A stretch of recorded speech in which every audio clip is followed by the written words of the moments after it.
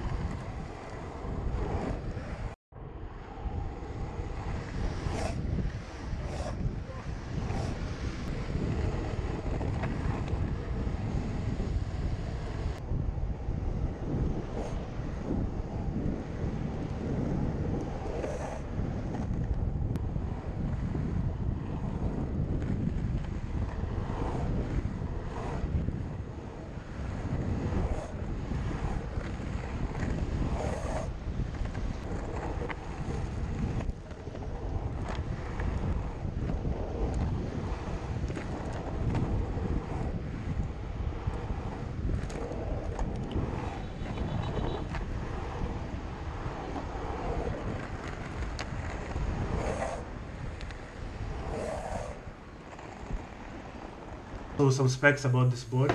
It's 29.75 inches long. It's 8.5 inches wide. It comes with Fireball Tinder wheels, which are 60 millimeters tall. It has 129 millimeter Paris traditional kingpin trucks and Fireball Dragon bearings, which come with either the race or the Endure lubricant. The Endure lubricant lasts a bit longer because it's thicker. So it lasts longer before you have to maintain the bearings. So what are my first thoughts about the board? I was surprised by its size.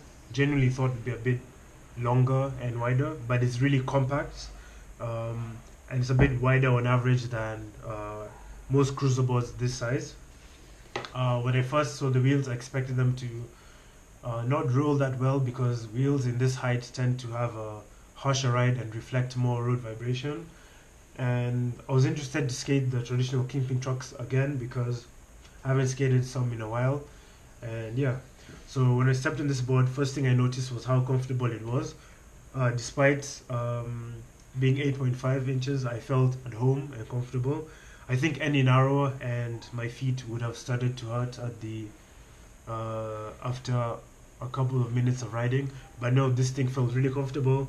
I actually took it out for a skate around the neighborhood and ended up like going for like 10 kilometers or 6 miles, and my feet didn't hurt.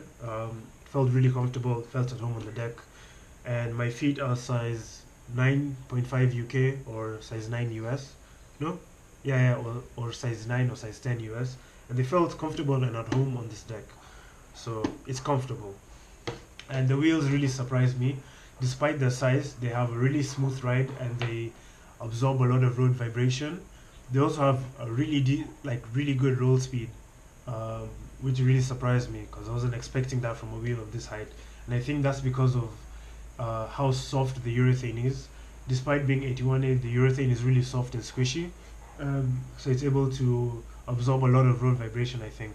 And because it has a large core, the core supports the middle of the wheel quite well, so the wheel is able to still have a lot of roll speed despite being really soft and like gushy even at that 81A formula. And the Paris trucks had a really smooth turn, and I was expecting the bushings to feel a bit cheap because they often do in TKP trucks, but these feel great, feel really smooth. They have a very controlled lean, and I was able to turn, and I didn't feel like they were fighting me back. I was able to turn really smoothly, which I really liked. It felt good underfoot. And I was then able to get wheel bite despite weighing about 150 pounds or 72 kg. I couldn't get these to bite no matter how deep or how much I leaned. So this really allowed me to turn and lean with a lot of confidence, and I really like that. Right, what's next? Yeah, the trucks are stable. I took this up to about 20-25 miles per hour, which is like 40 kilometers per hour or something like that.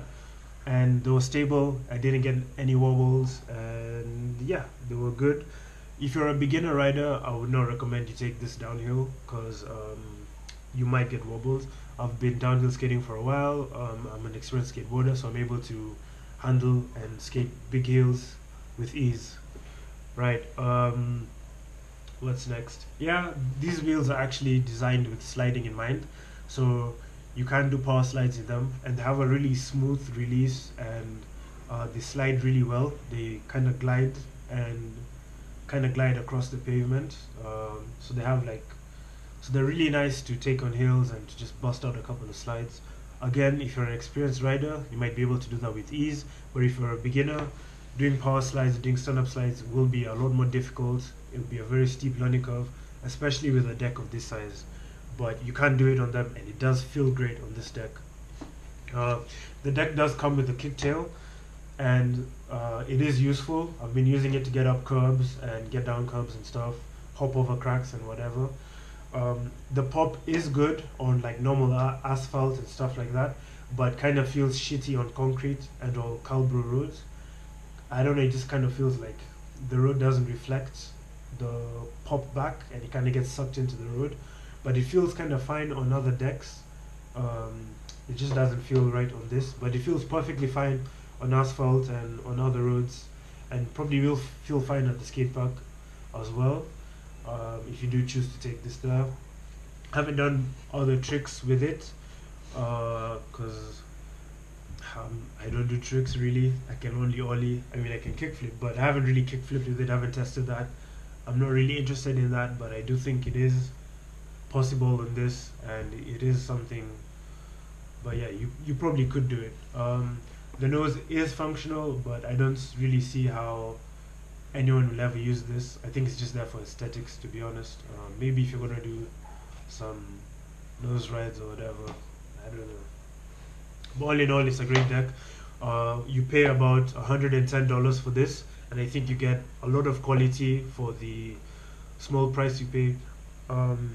Other cruisers with similar specs, they use competitive or comparative components, like for example the dinghy, cost a lot more.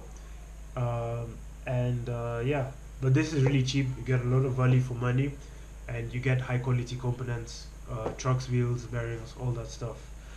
And I do think it'll be more comfortable than the dinghy. The dinghy is about 8 inches or less than 8 inches, and this is 8.5.